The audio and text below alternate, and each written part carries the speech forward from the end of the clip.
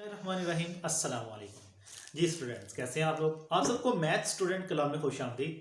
आज हम chapter number 1 और उसकी जो लास्ट एक्सरसाइज है 1.3 उसको डिस्कस करेंगे।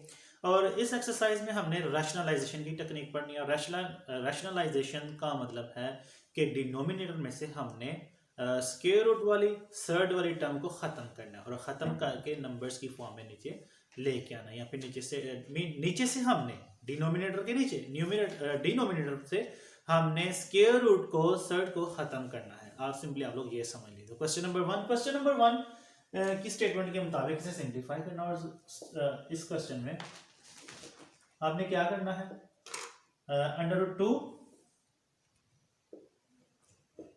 7 इंटू अंडर रूट 3।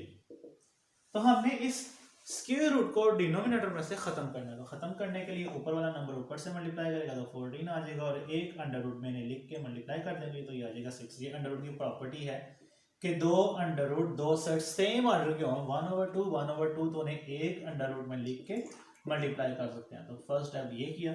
अब क्योंकि डिनोमिनेटर में से हमने खत्म करना है और इसे खत्म करने के लिए जो मेथड अप्लाई किया जाता है उसे कहते हैं रैशनलाइजेशन। और रैशनलाइजेशन में आप लोग क्या करते हैं, इसी के साथ मल्टीप्लाई और इसी के साथ डिवाइड कर देते हैं।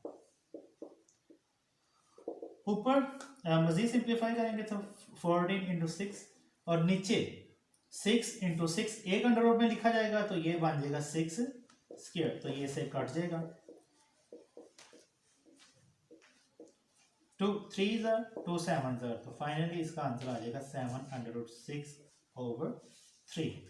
ठीक है, यहाँ पे क्या है कि जब वो सेम बन जाए तो ये भी एक प्रॉपर्टी है कि अगर नंबर सेम हो a अंडर रूट के तो उसका आंसर अंडर रूट के अंदर वाला नंबर आ जाता है। जब उनका सर्ड भी सेम हो और नंबर भी सेम हो तो वो, या फिर आप लोग ये समझ लीजिए कि अंदर वाले नंबर्स मल्टीप्लाई करके स्क्वायर बनते हैं और स्क्वायर रूट से काट के वो सिर्फ और सिर्फ नंबर बाहर आ जाए। तो ये था क्वेश्चन नंबर 1। इसी तरह से क्वेश्चन नंबर 2, इसमें हमने सिंप्लीफाई करना और उसके काफी सारे पार्ट्स हैं जो आप लोगों ने सॉल्व करने। तो क्वेश्चन नंबर 2 में है इसका आई भी फोर्थ वाला पार्ट देखिएगा। क्वेश्चन नंबर 3 के ज्यादा पार्ट्स हैं, क्वेश्चन नंबर 2 का एक ही पार्ट है। तो इसके मुताबिक 6 + 2 under root into 5 - 5 under root. अब क्या है कि a + b a - b, लेकिन वो सेम नहीं है। तो समझ लीजिए कि अब हमने मल्टीप्लाई करना, हर टर्म को अलग अलग मल्टीप्लाई करेंगे। 6 लिख के ये वाली पूरी ब्रैकेट लिख लें। इसी तरह से +2 अंडर रूट है, इसे मल्टीप्लाई करेंगे। ठीक है, पहले 6 को मल्टीप्लाई किया इस ब्रैकेट से, फिर +2 को इस पूरी ब्रैकेट से मल्टीप्लाई करेंगे।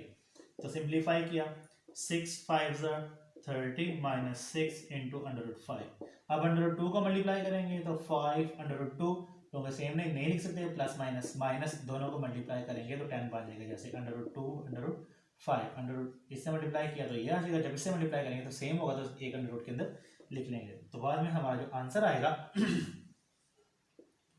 30, सेम इनमें कुछ भी नहीं है तो -6 5 + 5 अंडर रूट 2 माइनस इसका अगर एलसीएम लिया जाए 10 सबका 2 के टेबल से 2 5 तो फिर भी 5, मीन कुछ भी कॉमन नहीं आ रहा तो ये इसका आंसर होगा। चलिए फर्दर इसे सिंप्लीफाई नहीं कर सकते तो यही इसका आंसर है। क्वेश्चन नंबर 3 की स्टेटमेंट को आप लोग जरा अपनी बुक से देखें। रैशनलाइज द डिनोमिनेटर को हमने क्या करना है, रैशनलाइज करना। तो इसके कितने पार्ट्स, टोटल 4 पार्ट्स हैं। इनमें से 3 पार्ट्स मैं करता हूँ, 2 पार्ट्स एज असाइनमेंट आप लोग खुद कीजिएगा। समझने के लिए बड़ा ही आसान तरीका है। स्क्वायर रूट को हमने खत्म करना है डिनोमिनेटर में से, तो इसे खत्म करने के लिए यहाँ पे कौन सी टेक्निक लगाएंगे, रैशनलाइजेशन। मल्टीप्लाई करते हैं, यही नंबर्स लिखे जाएंगे लेकिन साइन चेंज करके। ठीक है, यहाँ पे अगर माइनस है तो दोनों प्लस लगा देंगे, अगर यहाँ पे प्लस है तो बाकी दोनों के साथ माइनस लगा देंगे, और इसे कहते हैं रैशनलाइजेशन। बाय रैशनलाइजेशन ऊपर 1 इससे मल्टीप्लाई करेगा तो 4, 1 अंडर रूट 5 से मल्टीप्लाई करेगा तो ये, और नीचे हमेशा डिफरेंस ऑफ टू स्क्वायर वाला फॉर्मूला ही बनेगा। a + b a - b तो a square - b square, a + b a - b या a - b a + b same चीज होगी, और नीचे हमेशा यही फॉर्मूला बनेगा, mean a square - b mean under root 5 whole square. 4 + under root 15, ये आ जाएगा 16 और ये कट के 25। तो 4 + अंडर रूट 5 16 और -25, तो माइनस के आ जाएंगे 9। ये इसका आंसर होगा। तो माइनस वाला साइन आप यहाँ पे भी लिख सकते हैं। सेम इसी तरह से अब जो इसका पार्ट मैं करने जा रहा हूँ वो थर्ड वाला पार्ट या फिर 6 वाला पार्ट मैं कर रहा हूँ।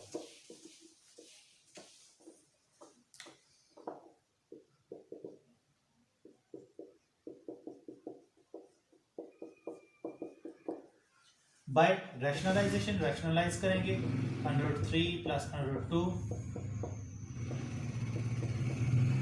तो रैशनलाइज में नीचे वाले का साइन, अच्छा इसमें रैशनलाइज में ऊपर वाले का भी कर सकते हैं, नीचे वाले का भी कर सकते हैं, जरूरी नहीं, लेकिन मोस्टली हम डिनोमिनेटर में से हमसे खत्म करते हैं।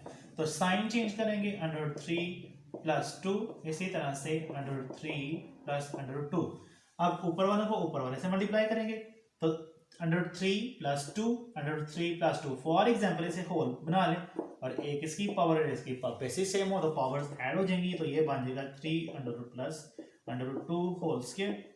और नीचे मैं आप लोगों से पहले भी कह चुका हूं कि नीचे डिफरेंस ऑफ 2 स्क्वायर लगेगा, ठीक है जी, नीचे डिफरेंस ऑफ 2 स्क्वायर, ये से कट जाएगा ये से, और इसका फार्मूला ओपन करेंगे तो आ जाएगा a² + 2 × a × b + b², और नीचे भी कट जाएगा ये से, तो 3 में से 2 माइनस करेंगे तो 1 आएगा, ये से कट गया, इसी तरह से ये वाला स्क्वायर कट जाएगा, तो 3 + 2 5 + 2 और एक अंडर रूट में लिख के इसे मल्टीप्लाई कर देंगे 6, ओवर में 1 है तो 1 लिखने की जरूरत नहीं है। सेम इसी तरह से ये वाला क्वेश्चन आप लोग खुद कीजिएगा और इसी तरह से इस क्वेश्चन को भी खुद कीजिएगा। क्वेश्चन नंबर 5,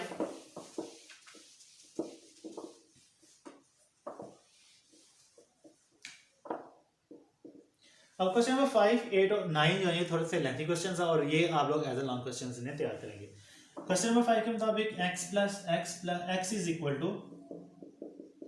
2 + 3 √ इसी तरह से x - 1/x ये फाइंड करना और दूसरी दफा हमने फाइंड करना 1/x² + 1/x², ये तो एक वैल्यू हमें दी गई है 1/x सबसे पहले फाइंड करेंगे, ठीक है। 1/x फाइंड करने के लिए x लिखें और x की वैल्यू है 2 + √3, 1/x को ओवर में लिख लिया, सेम राइट साइड को भी ओवर में लिख लें।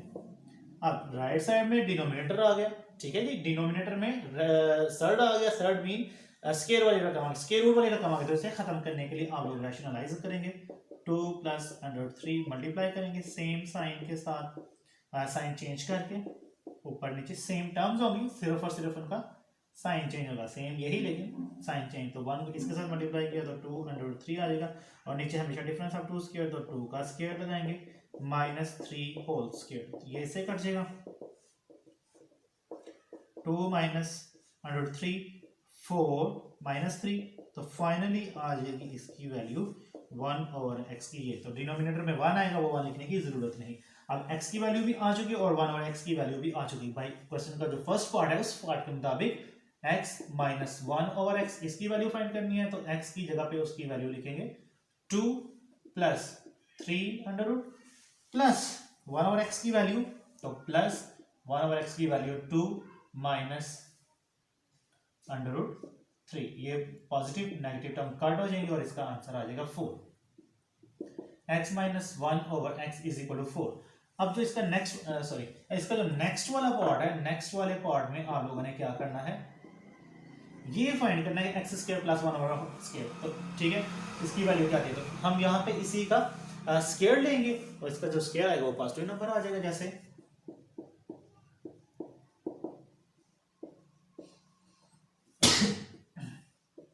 Taking square x - 1/x whole square = 4², तो दोनों साइड्स का स्क्वायर ले लिया, स्क्वायर लेने के बाद इसे ओपन करेंगे तो a² - 2a × b + b², वो b² मीन 1/x² और 4 का स्क्वायर लेंगे तो 16 आ जाएगा, ये दोनों टर्म्स कट हो जाएंगी, x² - 2 + 1/x², 1 का स्क्वायर लेंगे तो वही आना, नीचे x का स्क्वायर = 16, माइनस वाली रकम राइट साइड पे आके पॉजिटिव हो जाएगी 1/x², तो ये बन जाएगा 16 + 2, तो टोटल आ जाएगा 18 के इक्वल। तो ये था दूसरा पार्ट जिसमें हमने ये वैल्यू फाइंड करनी थी। सेम इसी तरह से सेम टू सेम इसी पैटर्न के ऊपर ये वाला क्वेश्चन आप लोग सॉल्व करेंगे।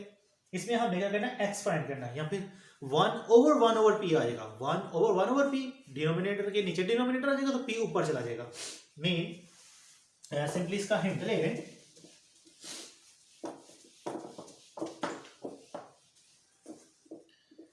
जैसे 1/p इज इक्वल टू √10 + 3 है, तो रेस्ट p ऊपर, यानी कि इसका इनवर्स ले लिया, नीचे वाली टर्म ऊपर, ऊपर वाली टर्म नीचे, और फॉर एग्जांपल इसके नीचे कुछ नहीं है तो वो 1 है, तो मीन 1 है, ये ऊपर 1 नीचे, इसी तरह से 1 ऊपर और √10 + 3, ठीक है। अगर किसी टर्म के नीचे डिनोमिनेटर में कुछ भी नहीं, 1 से डिवाइड करेंगे तो उसका आंसर वही आना है, तो इसके नीचे आप लोगों ने खुद से 1 लिख लेना है और फिर उसके बाद इसका इनवर्स लेना है। तो ये आ गई p की वैल्यू, लेकिन p की वैल्यू में तो हमें नीचे से स्क्वायर रूट को खत्म करना, तो स्क्वायर रूट खत्म करने के लिए रैशनलाइज करेंगे, तो आपके पास वैल्यू आ जाएगी फॉर एग्जांपल √10 - 3, कुछ इस तरह से आएगा, ठीक है। और वो जब आएगा तो फिर आप लोगों ने इसको, जो फर्स्ट पार्ट है, फर्स्ट पार्ट में दोनों को प्लस करें, उसका स्क्वायर ले लें, इसी तरह से दोनों को माइनस करें, फिर उसका स्क्वायर ले लें, तो ऐसा मुश्किल नहीं। या फिर इसे देख लेते हैं, चलिए इस क्वेश्चन को देखते हैं। तो p की वैल्यू आ जाएगी, इसे रैशनलाइज करेंगे, रैशनलाइज करने के लिए इसी के साइन चेंज करके ऊपर नीचे मल्टीप्लाई कर देते हैं, 1 इसके साथ मल्टीप्लाई करेगा तो यही आना है √10 - 3, नीचे 10 स्क्वायर -3 स्क्वायर, तो ये तो यही आ गया √10 - 3, ये इसे काट जाएगा, 10 - 9, 3 का स्क्वायर 9 आ जाएगा नीचे, तो √10 - 3, ये है p की वैल्यू। अब 1/p की वैल्यू भी है और p की वैल्यू भी आ चुकी है, तो पहला स्टेप क्या था कि इन दोनों को प्लस करना है, p + 1/p होल स्क्वायर, तो सिंपली आप ये करें, p की वैल्यू लिखेंगे √10 - 3 प्लस √10 + 3, और फिर इसके बाद स्क्वायर लेना, इधर भी कर सकते हैं या फिर अलग सिंप्लीफाई करने के बाद p + 1/p को लिखने के बाद भी कर सकते हैं, तो ये दोनों टर्म्स कट हो जाएंगी, एक इसका कोएफिशिएंट और एक इस 10 का, तो 2/10 होल स्क्वायर, जब होल स्क्वायर लेंगे तो 4 आ जाएगा, 2 का स्क्वायर 4 और 10 वाला इससे कट जाएगा तो ये आ जाएगा 10, और 4 को इससे मल्टीप्लाई कर देंगे तो 40। इसी तरह से p - 1/p, इसे मैं दूसरे तरीके से करता हूँ, ठीक है। p - 1/p, p की जो वैल्यू दी गई है वो है √10 - 3 माइनस, और इधर √10 + 3, थोड़ा सा चेंज आना है, वो चेंज इस माइनस में लेके आना है, ठीक है जी। √10 - 3 प्लस माइनस -10 और माइनस प्लस, ये प्लस और ये माइनस, तो ये आ जाएगा -3, ये इससे कट हो गया, -3 में -3 प्लस करेंगे तो -6 आएगा। अब हमने तो फाइंड करना है स्क्वायर, तो p - 1/p whole square -6 square लेंगे, तो -6 का जो स्क्वायर आना है वो 36 आएगा, -6 × -6, 6 6 36। Last question, question number 9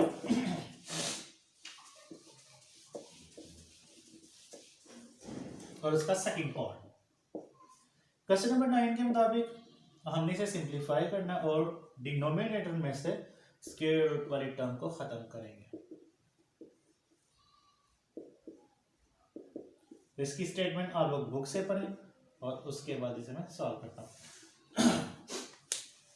same इसी तरह से हमने डिनोमिनेटर में से स्क्वायर रूट को खत्म करना, तो स्क्वायर रूट को खत्म करने के लिए ये a है, ये b है, या ये x है और ये y है फॉर एग्जांपल, तो इसी का साइन चेंज करके इधर ऊपर नीचे मल्टीप्लाई कर देते हैं। इसका सॉल्यूशन देखते हैं। सॉल्यूशन में क्या है कि रैशनलाइज करेंगे a + 3, यहाँ पे ये साइन चेंज होगा, ये एक टर्म ऐसे कंसीडर होगी और इधर आ जाएगा a - 3। सेम नीचे भी यही चीज लिखेंगे, a + 3 - a - 3। अब ऊपर वाली ये वाली टर्म पहले इन दोनों से मल्टीप्लाई करेगी, फिर ये वाली टर्म इन दोनों से मल्टीप्लाई करेगी, तो इसे मैं अलग अलग लिख सकता हूँ। जैसे स्क्वायर रूट a + 3 मल्टीप्लाई करेगा a + 3 से माइनस a - 3 से, इसी तरह से माइनस स्क्वायर रूट a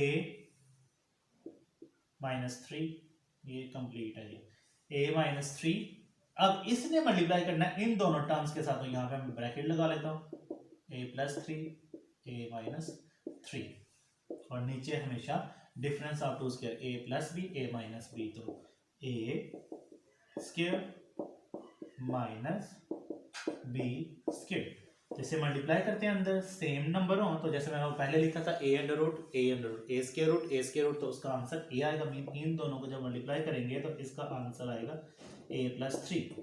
फिर प्लस माइनस a प्लस 3, ये प्लस और ये भी प्लस, आंसर प्लस में, ये प्लस माइनस माइनस, और अगर सेम हो उनके स्क्वायर रूट का ऑर्डर 1/2 तो नंबर्स डिफरेंट है तो उन्हें मल्टीप्लाई करेंगे। तो a plus 3 into a minus 3 दोनों से हो गया। अब इस माइनस से इनको मल्टीप्लाई करेंगे तो minus plus minus same under root में लिख के इन्हें मल्टीप्लाई कर देंगे जी। अब minus minus plus square root a minus 3 तो सिर्फ और सिर्फ a माइनस 3 ही लिखा जाएगा। ब्रैकेट लगाना चाहें तो लगा सकते हैं। और उसके बाद नीचे जो डिनोमिनेटर में हमारे पास टर्म आ रही है, ये इससे कट गया, ये इससे कट गया, तो a plus 3 minus a minus minus plus 3, यहां से ये भी कट हो गए। और ऊपर अगर हम देखें तो a प्लस 3 माइनस, इन दोनों को सेम अंडर रूट में लिख के मल्टीप्लाई करेंगे तो a plus b a minus 3, तो ये फॉर्मूला बन गया a स्क्वायर माइनस 3 का स्क्वायर लेंगे तो 9, यानी कि आएगा a स्क्वायर माइनस 3 स्क्वायर, और ऊपर स्क्वायर रूट, स्क्वायर रूट को ऐसे रहने देंगे तो ये further a square minus 3 3 9। Same इसी तरह से ये भी a स्क्वायर और 3 का स्क्वायर लेंगे तो 9 plus a minus 3 plus 3 6 a plus a 2a 3 minus 3 plus minus हो रहे हैं तो ये दोनों कट जाएंगे, एक इसका कोफिशिएंट एक इसका कोफिशिएंट, तो minus 2 square root a square minus 9 और नीचे डिवाइड करेंगे से 6 से। 2 इनमें से कॉमन आ रहा है तो फॉर एग्जांपल ये 2 कॉमन में ले लेता हूं तो 2a minus a square minus 9 और नीचे 6 होल है तो 2 1s are 2 3s are, तो बाद में जिसका फाइनल आंसर हमारे पास आएगा a minus a square minus 9 नीचे 3 डिनोमिनेटर में 3, तो ये है इसकी वैल्यू जो हमने फाइंड करनी थी और लास्ट पे ये इसका एज आंसर होगा। तो ये थी एक्सरसाइज 1.3 और आज आप लोगों का मुबारक हो, चैप्टर नंबर 3 भी कंप्लीट हो चुका है और इसमें जो एक्सेलरेटेड लर्निंग प्रोग्राम में जो क्वेश्चन शामिल थे वो सारे के सारे हमने सॉल्व किए और आप लोगों को बताया कि इन्हें किस तरह से सॉल्व करते हैं। तो मिलते हैं अगले लेक्चर में, उस वक्त तक के लिए अल्लाह हाफिज़ और एक नए चैप्टर के साथ।